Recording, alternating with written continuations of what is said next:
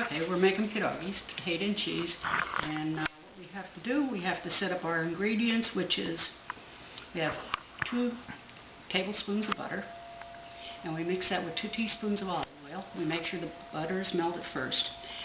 Then we take 2 regular eggs and 1 egg yolk, and we whip them nice until they break down. 5 cups of flour, 2 teaspoons of salt, preferably sea salt, and 16-ounce container of sour cream. You could use the light or the regular. I prefer the regular because if you're going to eat a pierogi, you might as well do it with all the calories. Okay? Okay. Prior to doing this, I've already mashed the potatoes and added the cheese, which I use a cup of American cheese and a cup of extra sharp cheese.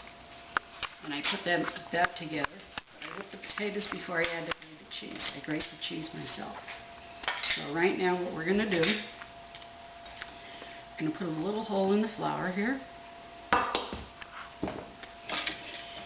And we're going to scoop into there the sour cream. And that's a 16-ounce container of sour cream. If you're going to make a couple batches, just do them individually, and I recommend that you refrigerate your dough overnight, cut it into quarters, and you're ready to go.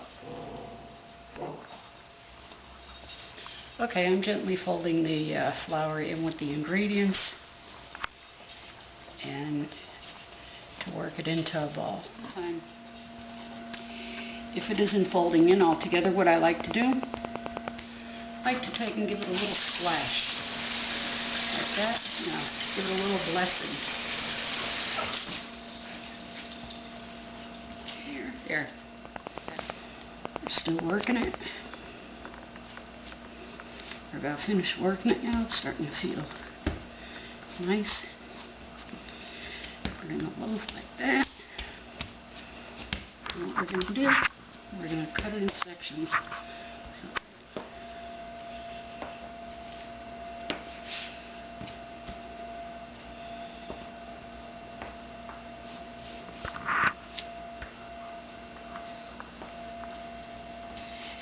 What I like to do when I cut. Okay, what I do, I wrap the ones that I'm not using right now so that the edges don't get all dry on it, because that makes for a different texture on the dough.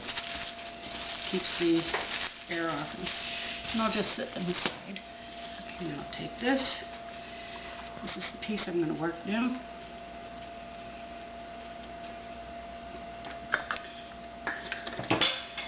I'm going to flour this,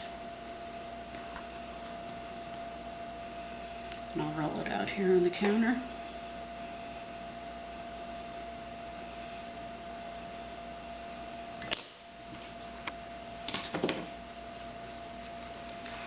Start to stretch this a little.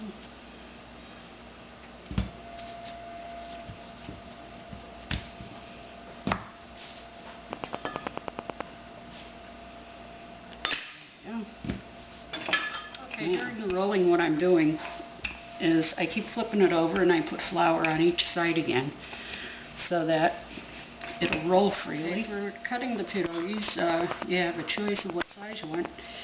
This right here, if I were to use it, it's actually it makes pierogies, but I don't use that. I like to do it the old way.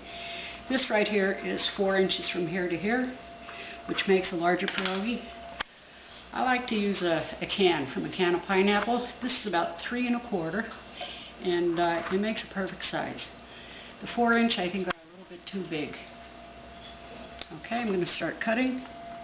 Okay, this is all cut out now, and I'm going to pull this extra dough off of here, and I'll clump that together.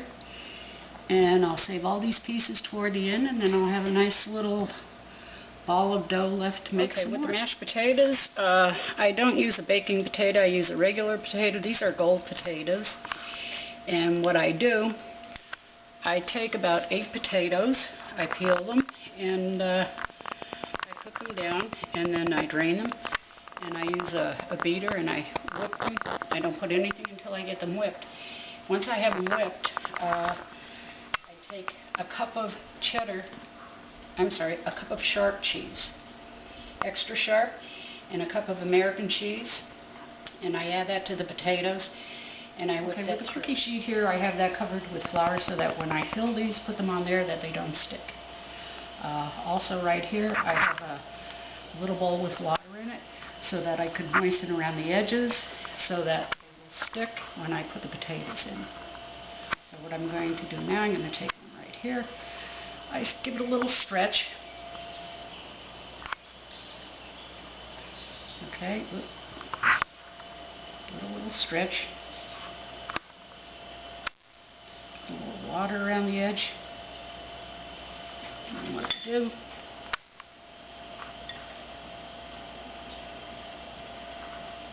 take a little potato on there. Once you get it into there, and you just fold it over. There you have your perogies. Okay, these are all ready. They're going to be put into the boiling water, and I'll gently slip them in. Water's at a boil. I don't put salt or anything in the water. I can't really see a good enough reason for that. So I'll just get all of these in there. And then they'll boil for a couple minutes, and when they start surfacing, what I'll do, I'll take them out of the water and I'll put them in a tray, and then you can see that right now they're floating to the top, so what I'll do is gently transfer them from the pot. Okay, after they're removed from the boiling water, important thing is to brush them with some butter. This way, not only does it give them flavor, but it prevents them from just transferring them over to the cookie sheet. And once they're transferred over to here, I'll let them cool down. When they cool down, I'll put them in the freezer for about 2 hours to get nice and frozen. And then what I'll do, I'll use my vacuum device that I put them in bags, and I'll put a dozen into a bag and seal the bag and put them in the freezer, and they'll be there whenever we're ready to enjoy them. Okay, here we're going to give them a little test. Get these open. Salt and pepper them to taste.